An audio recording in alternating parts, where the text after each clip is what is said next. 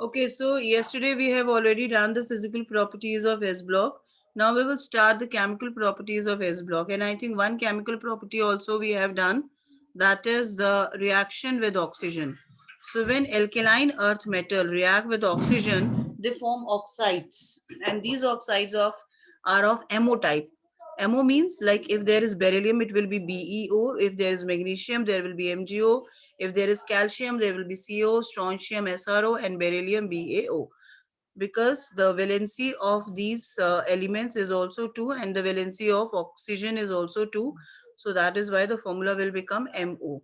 As I've told you that beryllium oxide and magnesium oxides have the inert behavior, means once they react with oxygen and form the beryllium oxide and magnesium oxide, then there will be a layer, or you can say a film of oxide on these compounds, and this film or this layer prevent them to react further. So that is why we can say that beryllium oxide and magnesium oxides are inert in nature, and beryllium oxide is amphoteric in nature, magnesium oxide is lightly basic in nature, and calcium oxide, strontium oxide, and barium oxide are basic in nature. When I'm saying that beryllium oxide is amphoteric and magnesium oxide is weak basic and others are basic, it means down the group the basic strength is increasing. It's इतने आप ही बहुत आसानी से ये बात clear हो जाती है. तो down the group the basic strength increases. Why basic strength increases? Because the polarity down the group the basic strength of oxides. वैसे तो बेसिक स्ट्रेंथ इंक्रीज होती है, लेकिन अगर हम ऑक्साइड्स की बात करें तो down the group the basic strength of oxides decreases because the polarity also decreases. And why the polarity decreases? Due to the increase in size. When we go down, the increase of the size of the ions increases. That is why the polarity decreases, and this is the reason why the basic character decreases. Now if we talk about their stability, so all these compounds are stable. The oxides of alkaline metals are very stable. Why they are stable? Because their enthalpies are quite high. So अगर हमें उन्हें तोड़ना है तो हमें बहुत ज्यादा energy देनी पड़ेगी. It means what we can say that they are stable. Now, if we talk about their solubility, which is a very important factor, so solubility of any compound depends upon two energies. One is lattice energy and another is hydration energy. क्या होगा? Like suppose हमारे पास कोई भी compound है, जैसे हम मान लें calcium oxide है, and we are trying to dissolve into the water. So what will happen? First, the bond between the calcium and oxygen will break. For that we required lattice energy. पहले तो bond टूटेगा ना, and then this calcium और oxygen will get dissolved with water. तो water के साथ dissolve होने के लिए क्या करेगा? The water की जो polar nature है वो उसे अपनी तरफ attract करेगी, and that time the energy which is required is called as hydration energy. तो कोई भी चीज soluble कब होती है? When hydration energy is more than lattice energy, because जो net enthalpy है that should be negative. और नेट इंथैल्पी नेगेटिव कब होगी? जब hydration energy will be more than the lattice energy. तो किसी भी चीज में अगर हमें देखना है कि वेदर दैट इज सॉल्युबल और not, so we need to check both these energies. If hydration energy is more than lattice energy, then this thing will be, or the compound will be soluble, and if it is less then compound will be insoluble. मतलब total net enthalpy हमारी negative होनी चाहिए. So on the basis of that we can say that beryllium oxide and magnesium oxides are insoluble because they have large values of lattice energies. इनकी जो lattice energy होती है वो hydration energy से ज्यादा होती है. That is why they are insoluble in water, but the other compounds are soluble. बाकी के जो हमारे ऑक्साइड्स हैं, ये कैल्शियम ऑक्साइड है, स्ट्रॉन्शियम ऑक्साइड है, बेरिलियम ऑक्साइड्स है, these all are soluble in water. ठीक है. यहाँ एक एग्जांपल भी है कि sodium sulphate is soluble in water but beryllium sulphate is insoluble in water. So why it is so? Because the lattice enthalpy of sodium sulfate is less than the hydration enthalpy. Okay, but on the other hand, if we see the in barium sulfate, so in barium sulfate, lattice enthalpy is very high as compared to the hydration enthalpy. That is why that is insoluble. तो कभी भी अगर आपको कोई reason देना है कि ये चीज क्यों insoluble है और ये क्यों soluble है, तो आप उनकी lattice energies और hydration energies को comparison कर सकते हैं. उसके बाद next आता है reaction with water. So whenever alkaline earth metals reacts with water, they form the hydroxides. Okay, but उनकी जो टेंडेंसी है हाइड्रोक्साइड्स बनाने की, यानी वाटर के साथ रिएक्ट करने की जो टेंडेंसी है, if we compare with alkali metals, तो एल्केली मेटल्स के कंपैरेटिवली वो कम है. So they combine with the water slowly as compared to the alkali metals, but they react, yes, they do react, and they form the hydroxides. ठीक है. Beryllium does not react with the water or steam, and even at red heat temperature पर भी, क्योंकि beryllium हमारा क्या है, inert, जो anomalous behaviour show करेगा लाइक लिथियम, तो ये भी एक एनोमिलस बिहेवियर ही है उसका, कि वो वाटर से रिएक्ट नहीं करता. अगर हम वाटर को वार्म करें, इवन बहुत रेड हीट भी कर दें, तब भी वो रिएक्ट नहीं करता. But the other elements, that is calcium, strontium, barium, they react with water and they form the hydroxide. दो इतनी इजिली वो रिएक्ट नहीं करते, थोड़ा डिफिकल्टी से रिएक्ट करते हैं, मीन्स हमें टेम्परेचर थोड़ा इंक्रीज करना पड़ता है, हीट करना पड़ता है, but finally they react and form the hydroxides. And like alkali metals, these hydroxides are also basic in nature and their basic strength increases down the group.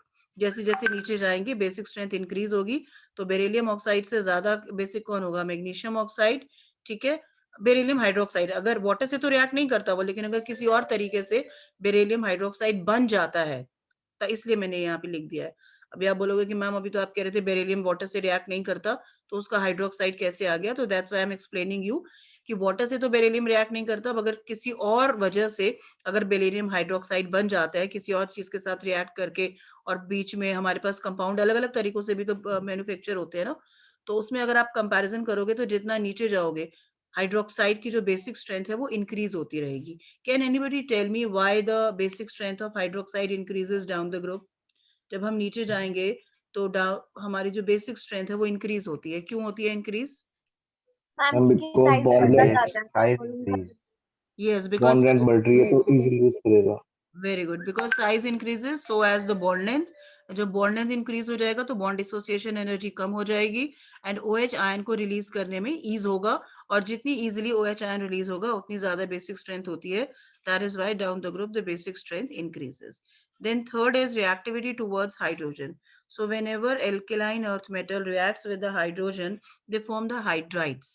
Okay, and these hydrides are of MH2 types. मत because hydrogen की तो हमारी valency कितनी होती है 1, और alkaline earth metals की कितनी है 2, तो MH2 टाइप्स बनेंगे. लाइक कैल्शियम अगर रिएक्ट करेगा हाइड्रोजन से तो कैल्शियम हाइड्रोक्साइड बनाता है. इसका एक स्पेशल नाम भी होता है जब ये बनाता है. This is not only called as calcium hydroxide, this is also called as hydrolith. तो कई बार आपको एग्जाम में आ जाता है कि write down the reaction of the formation of hydrolith, तो कंफ्यूजन क्रिएट हो जाता है. स्टूडेंट्स एकदम सोचते हैं यार ये हाइड्रोलिथ क्या है, ये तो हमने कभी रिएक्शन किया ही नहीं. तो hydrolith is nothing, it is just calcium hydroxide. ठीक है. These hydrides are highly reactive towards water. मतलब नॉर्मली तो ये वाटर से रिएक्ट नहीं करते, एल्केलाइन अर्थ मेटल्स बहुत मुश्किल से रिएक्ट करते हैं, लेकिन अगर इनके हाइड्राइड्स बना दिए जाएं पहले और फिर उनका रिएक्शन वाटर से कराया जाए तो ये बहुत इजीली वाटर से रिएक्ट कर लेते हैं. लाइक अगर आपने कैल्शियम हाइड्रोक्साइड, ये जो अभी फर्दर यहाँ पे बन गया है, इसको अगर आप वाटर से रिएक्ट करेंगे तो ये कैल्शियम हाइड्रोक्साइड बनाएगा और साथ ही साथ हाइड्रोजन को रिलीज कर देगा. So these hydrides are highly reactive towards water and form hydroxides and liberate hydrogen gas. ठीक है? Clear?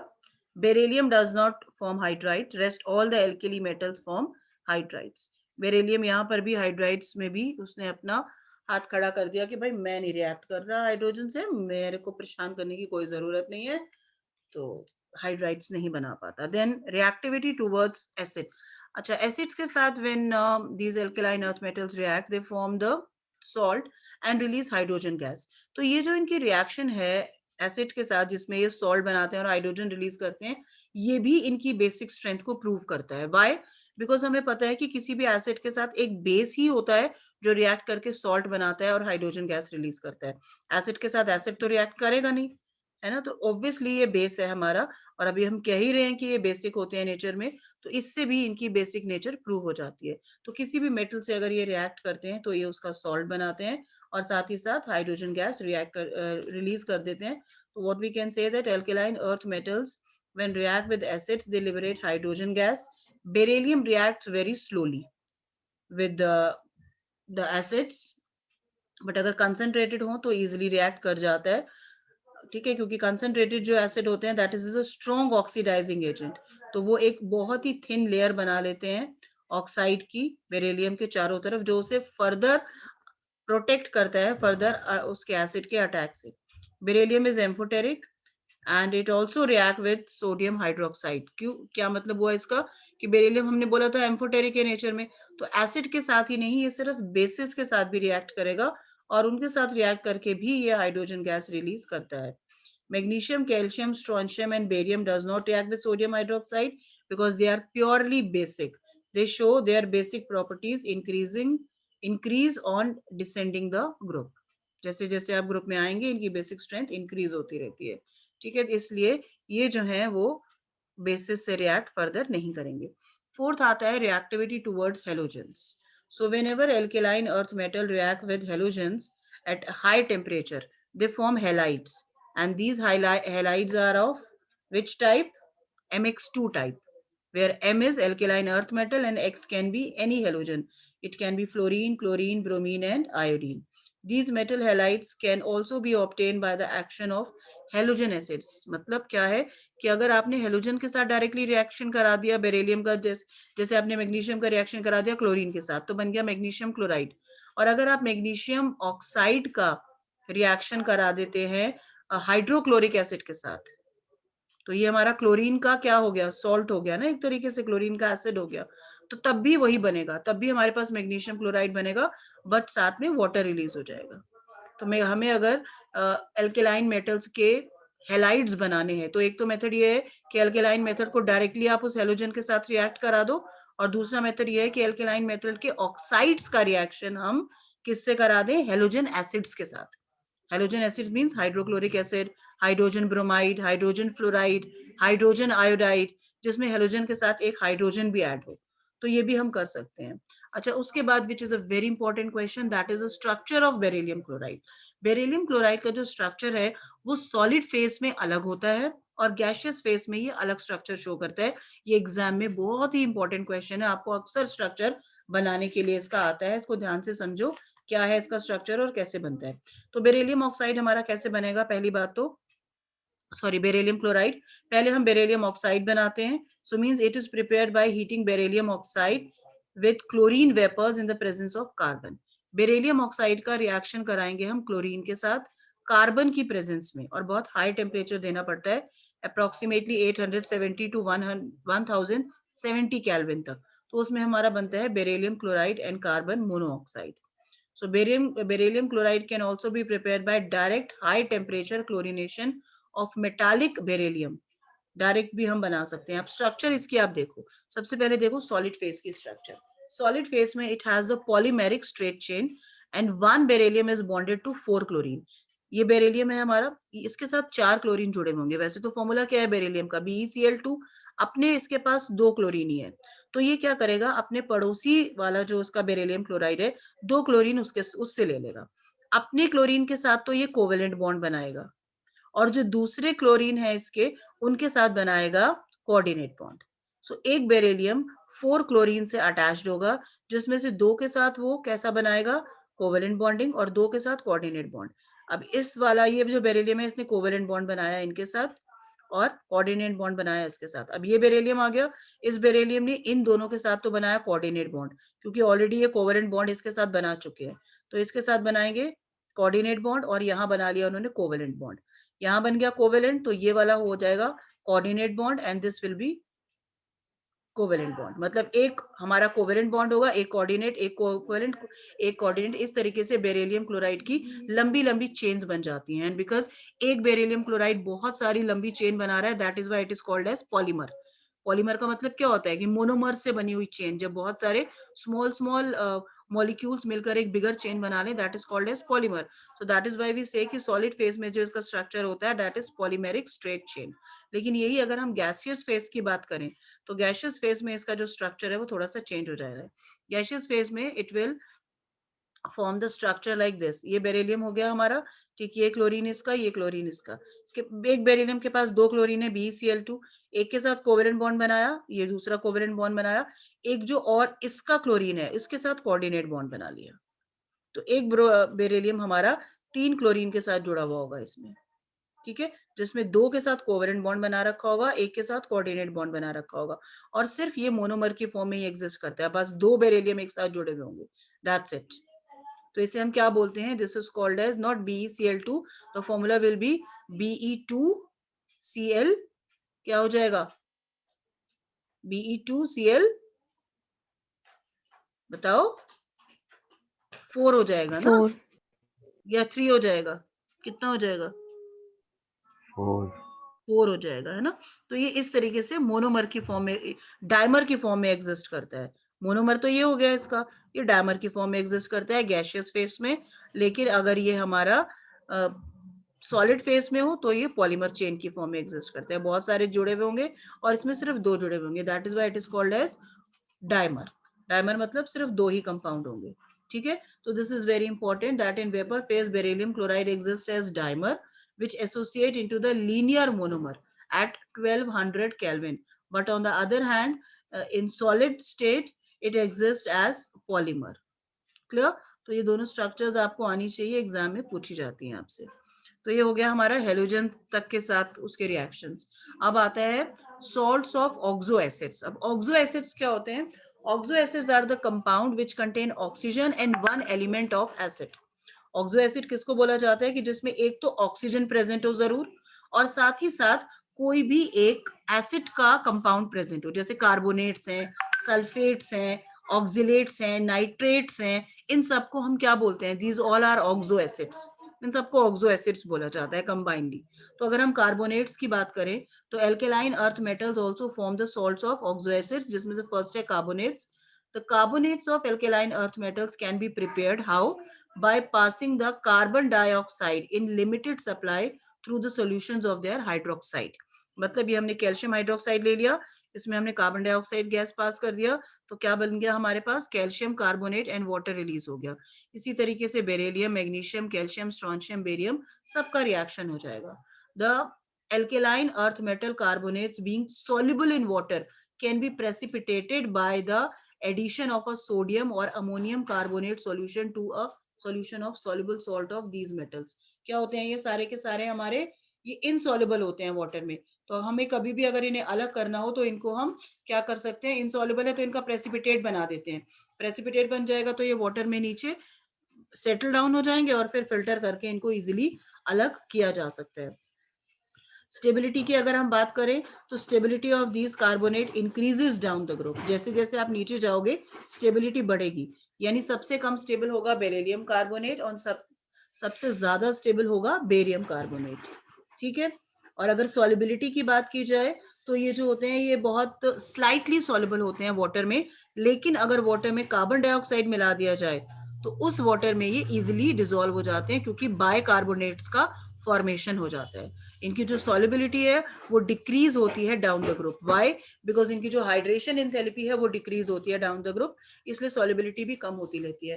थर्मल स्टेबिलिटी की बात करें तो थर्मल स्टेबिलिटी बढ़ती है, यानी हीट देने पर कितनी आसानी से ये टूटेगा। तो ये जो है ये सबसे ज्यादा आसानी से टूट जाएगा और ये जो है ये सबसे डिफिकल्टी से टूटेगा। इसीलिए मैंने आपको बोला स्टेबिलिटी बढ़ती है। ये सबसे ज्यादा कब से कम स्टेबल है और ये सबसे ज्यादा स्टेबल है। इसमें एक और हम कर लेते हैं, कार्बोनेट्स हो गया एक तो ऑक्सो एसिड्स, दूसरे हो गए हमारे पास सल्फोनेट्स हम ले लेते हैं, ठीक है। सल्फेट, सॉरी सल्फोनेट्स बोल रही हूँ मैं, सल्फेट्स। तो सल्फेट्स कैसे बनेंगे? किसी भी अल्केलाइन अर्थ मेटल को अगर हम किसी एसिड से रिएक्ट करा दें, लाइक सल्फ्यूरिक एसिड, है ना, सल्फ्यूरिक एसिड से ही तो सल्फेट आएगा हमारे पास। When calcium react with sulphuric acid it forms calcium sulphate and releases hydrogen. When calcium oxide reacts with sulfuric acid, then also it forms calcium sulfate, but in that case it produces water। ठीक है। अगर ये directly हमारा acid से react कर रहे हैं तो अब कोई भी सल्फेट बनाएंगे और हाइड्रोजन रिलीज करेंगे, और अगर इनके ऑक्साइड्स को हम एसिड्स के साथ रिएक्शन कराएं बनेगा तो तब भी sulphate, but in that case हमें साथ में क्या मिलेगा? वाटर मिलेगा। तो beryllium, magnesium and calcium sulphates crystallises in hydrated form. ये इनके ये जो सल्फेट्स हैं सारे के सारे ये हाइड्रेट हो जाते हैं, मतलब वाटर मॉलिक्यूल्स इजिली ऐड हो जाते हैं इनके साथ। देख रहे हो यहाँ पर BeSO4.4H2O, MgSO4.7H2O, CaSO4.2H2O। तो ये क्या करते हैं? वाटर को अपने साथ ऐड कर लेते हैं, इनके अंदर कैपेबिलिटी होती है वाटर को हाइड्रेट करने की, वाटर मॉलिक्यूल्स इनके साथ जुड़ जाते हैं। तो the sulphates of strontium and barium crystallises without water. इन दोनों के अंदर तो वाटर को हाइड्रेट करने की कैपेबिलिटीज कम होती हैं, बट इनके अंदर बहुत ज्यादा होती है। Sulphates of alkaline earth metals are less soluble than the corresponding salts of alkali metals। Alkali metals के साथ अगर आप कंपैरिजन करेंगे तो इनके जो सल्फेट्स हैं वो कंपैरेटिवली लेस सॉल्युबल होते हैं. Beryllium sulphate and magnesium sulphates are very soluble, but जो बाकी के हैं वो थोड़े कम सॉल्युबल होते हैं. क्यों? This is due to the high lattice enthalpy of alkaline earth metals sulphates. Alkaline earth metal के जो सल्फेट है उनकी लेटिस एंथैल्पी बहुत हाई होती है as compare to their hydration enthalpies. So that is why they are less soluble. जैसे मैंने आपको अभी स्टार्टिंग में एक एग्जांपल दिया था सोडियम सल्फेट और बेरिलियम सल्फेट का. सोडियम सल्फेट हमारा एल्केली मेटल का सल्फेट है और बेरिलियम सल्फेट हमारा किसका है? एल्केलाइन अर्थ मेटल का सल्फेट है, बेरियम सल्फेट. तो दोनों की जो सॉल्युबिलिटीज है उनमें बहुत फर्क है. सोडियम सल्फेट सॉल्युबल है और बेरियम सल्फेट इनसॉल्युबल है. तो यही बिकॉज उनकी जो लेटिस एंथैल्पीज है एल्केली मेटल्स की वो कम होती हैं और हाइड्रेशन एंथैल्पीज ज्यादा होती हैं. But on the other hand alkaline earth metals में they have high hydration, high lattice enthalpies and less hydration enthalpies. That is why they are insoluble in water. On moving down the hydration enthalpies decreases. Why? Because there is increase in size of metal ion and that is why their solubility is decreases. ठीक है? The greater hydration enthalpy of beryllium and magnesium ions overcome the lattice enthalpy factor and therefore their sulfates are soluble. क्या मतलब हुआ इस बात का? इसका मतलब ये हुआ कि बेरिलियम और मैग्नीशियम की जो हाइड्रेशन एंथैल्पीज हैं वो इतनी ज्यादा हैं कि उसके सामने लेटिस एंथैल्पी भी उनकी हाई है, लेकिन हाइड्रेशन एंथैल्पी इतनी ज्यादा है कि लेटिस एंथैल्पी उसके सामने कम पड़ जाती है, इसलिए वो दोनों सॉल्युबल है. बाकी के सारे जो सल्फेट्स हैं वो इनसॉल्युबल है. ठीक है? तो ये हमारा एक थोड़ा-सा एनोमलस बिहेवियर भी आ जाता है. Now as I have told you, like lithium, beryllium also show the anomalous behaviour. Reason मैंने बता दिया था, again I am repeating just for the sake of a revision that beryllium also show the anomalous behavior as compared to the magnesium and rest of the members of its group. Why? Because it has a small size, high ionization enthalpy and high electronegativity and absence of vacant d orbitals. Due to this beryllium का जो behaviour है वो थोड़ा सा अलग होता है. क्या अलग है वो बिहेवियर? लिथियम की जैसा ही है अप्रोक्सीमेटली, कि beryllium is harder than the other elements. उसकी वजह से it possess high melting and boiling points. Beryllium does not react with water even at a very high temperature. अभी अभी मैंने आपको बताया कि कितना भी हाई टेम्परेचर कर दिया जाए फिर भी ये वाटर से रिएक्ट नहीं करता. Beryllium does not react with hydrogen directly to form hydride.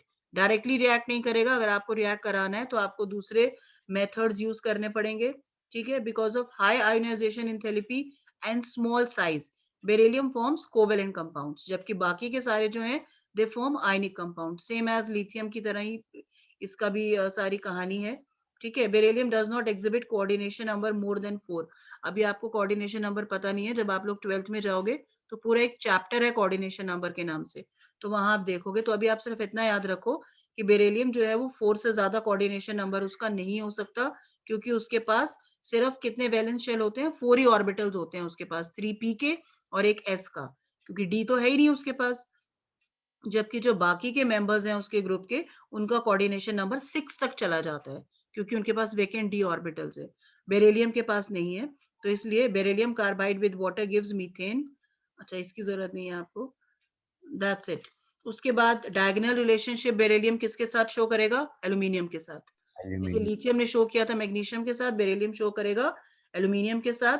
Reasons वही same. Both beryllium and aluminium have same electronegativity values.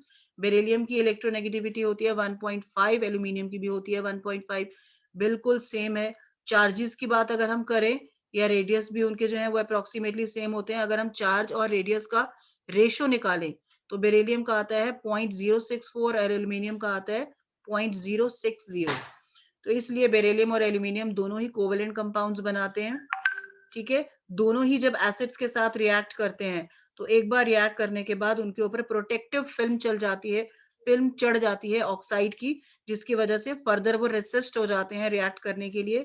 Both form soluble complexes by the action of alkalies. ठीक है? Both the metals are weakly electropositive in nature. Beryllium and aluminium both have strong tendencies to form complexes. उसके अलावा beryllium chloride and aluminium chloride have a bridge polymeric structure in vapour phase.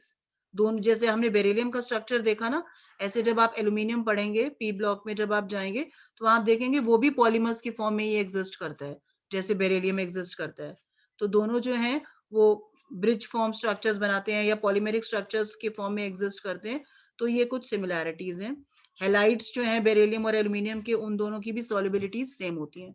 So these are some of the similarities between beryllium and magnesium. So all these questions, the anomalous behavior of lithium, anomalous behavior of beryllium, reason of their anomalous behavior, the differences of beryllium and lithium from their the elements of the other elements of their group, and then similarities of lithium and magnesium and beryllium and aluminium. These all are very important questions of this chapter. Uses, as I've told you, that one video I have already shared related to videos